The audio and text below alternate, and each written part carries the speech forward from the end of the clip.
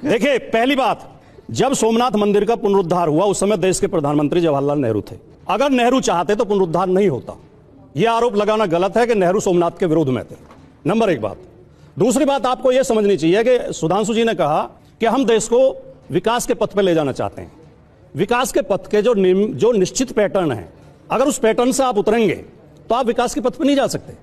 दुनिया का इतिहास गवाह है, दुनिया का अध्ययन कीजिए। जो देश पंथ निरपेक्षता के रास्ते पे, लोकतंत्र के रास्ते पे, संविधान के रास्ते पे चले, उन्हीं का विकास हुआ है। जो देश धार्मिक कट्टरता के रास्ते पे चले वो आज बर्बाद हैं। सही बात। चाहे पाकिस्तान हो, चाहे बांग्लादेश हो, चाहे सीरिया हो, चाहे इराक हो, चाहे ईरान हो। हमारे पड़ोस में नेपाल हिंदू राष्ट्र था, उसे वापस संविधान के रास्ते पर आना पड़ा। दो बात।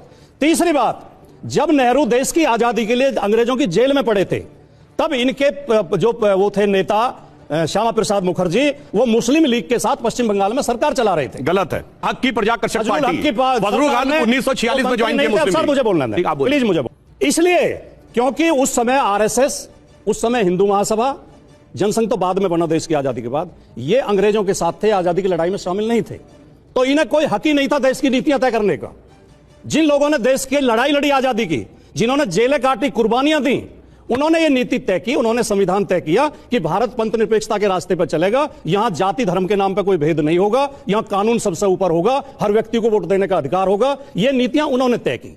आज नेहरू जी की मौत के 62 साल बाद हम नेहरू पर आरोप लगाने लगे और ये इतिहास से ऐसी ऐसी चीजें उखाड़ के लाने लगे जिनसे वैमनस्य बढ़ता हो, जिनसे सांप्रदायिकता बढ़ती हो, तो ये कोई समझदारी का काम नहीं है। अगर हम आज नेहरू से पूछ रहे हैं कि सोमनाथ में क्यों नहीं सरकारी धन खर्च किया, तो क्या आज के 50 साल बाद हम मोदी से पूछ पाएंगे कि राम मंदिर में सरकारी पैसा क्यों नहीं लगाया, एक भी रुपया क्यों नहीं लगाया? एक पक्ष।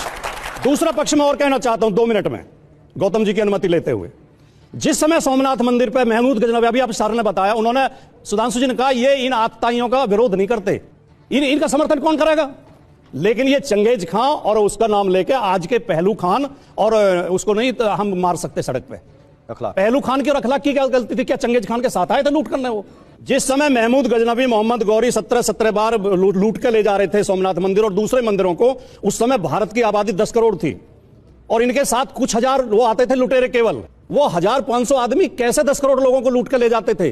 क्योंकि इन लोगों ने देश के नागरिकों को एक होने ही नहीं दिया। महमूद गजनवी ऊंट और खच्चरों पे सोना लाद के ले जा रहे थे हमारे मंदिर का, और किसान खेत में हल चला रहा था। हमें क्या मतलब है? क्योंकि इन्होंने उस मंदिर में उन्हें घुसने ही नहीं दिया कभी। उन्हें एहसास नहीं होने दिया कि मंदिर हमारा है। मुट्ठी भर लोगों के हाथ में सत्ता थी। ये आज भी देश को वहीं ले जाना चाहते हैं। दलित, पिछड़े, अल्पसंख्यकों को बाहर करके केवल सामंतवादी 5% लोगों की सत्ता कायम करना चाहते हैं। अगर ऐसा हुआ तो देश दोबारा गुलाम हो जाएगा।